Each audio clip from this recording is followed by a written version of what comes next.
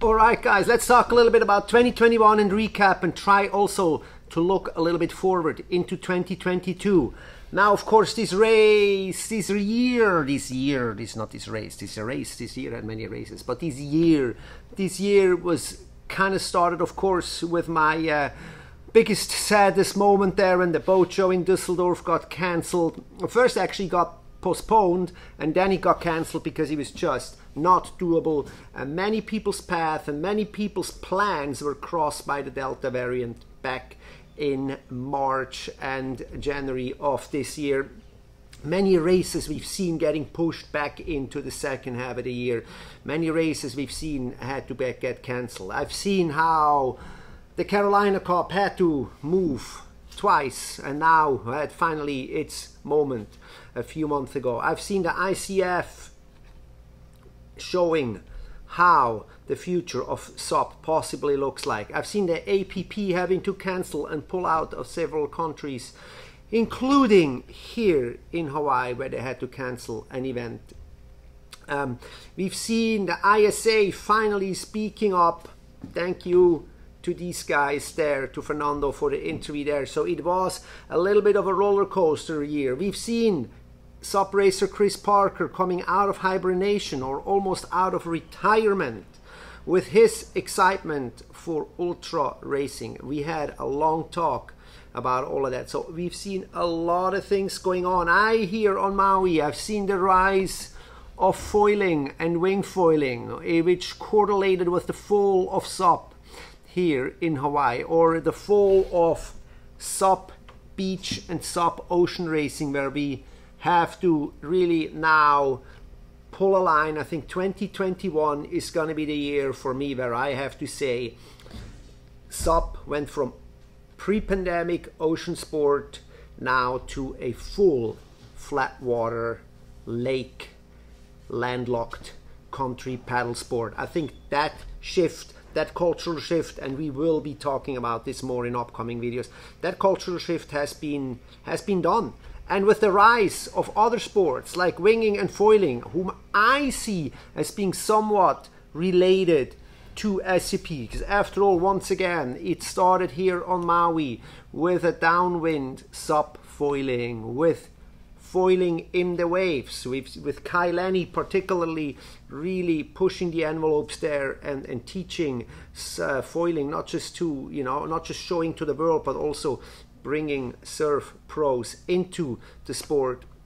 And we see this sport developing. We see how a Global Wing Sport Association is making a name for itself, is putting on events. On that note, actually, I'm very impressed with how they're pulling through their event schedule, how they're going from Morocco to Brazil to Portugal despite the new Omicron variant. So I like to follow sports that I have a passion for. I have a passion for SUP, and we love SUP surfing, we love wing foiling, and we all want to carry that passion forward into 2022. I know there's a cultural shift in the sport, and a lot of people that are coming into SUP right now are maybe more canoe, kayak, paddle sport people, and not so much into the surfing.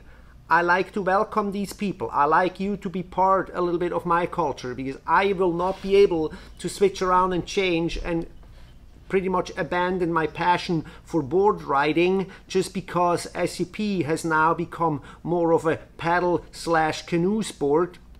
I will not be able to abandon that, and my magazine and my content will always be revolving around what's going on in the SUP, surf, wing, foil world. And that is something that I like to carry out into next year, into 2022. And that is also something that is going to be a big topic of the boat show and the beach world coming up, fingers crossed, on January 22nd, when I'm going to head over to Germany and be part of the beach world there, and where a lot of new sports are going to be showcased. So that's going to be a little bit something to look forward into 2022. I really hope the APP and the ISA are also going to be able to pull off and bring that surf culture a little bit back more to life. We need a big SUP event here on Maui. We need the people to come back to the ocean racing, at least a little bit. We need to see a balance there, for sure. I'm also looking forward to hopefully being able to go to Poland and be part of the ICF in Gdynia and be part of the excitement again on when all these people from all these different sports come together and celebrate the SUP sport. I really hope I get to be part of this. I hope I get to be part of the Puerto Rico ISA SUP World Championships. It would mean a lot to me if I were able to go there. But for me, in order to do so, I have to sell a whole lot more of this product. This is why also in 2022 I will promote a little more my products here through these channels. You guys know me, you guys know what I do for a living, you guys know we make skateboards, longboards, skate surfers. You know board riding is something that is deeply in my veins and in my blood and in every fiber of myself. And I happen to be lucky to make boards you can ride on land. So I will push this a little more. Maybe we'll have an Instagram shop. Maybe we'll have some promotions going on. I hope I'm not alienating anybody of you guys, but I think if you're an SUP rider and you don't know or don't own a longboard or a balance trainer, you're missing out and you're not fully complete, because standing on a board on water is one thing, and there is so much to practice on land. Or you don't have to go into the water, but you can practice board riding on land on any road right in front of you, right in front of your house. You don't have to go and drive to the lake or to the ocean. So this is something that I'm also going to be and want to do, focus a little bit more in 2022. 2022 is going to be a big year. I hope the world comes roaring back, Omicron or not. And with that being said, thank you guys so much helping me growing my channel, helping me growing what I do.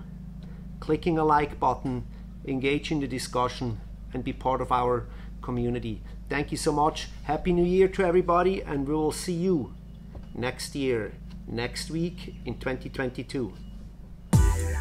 Aloha.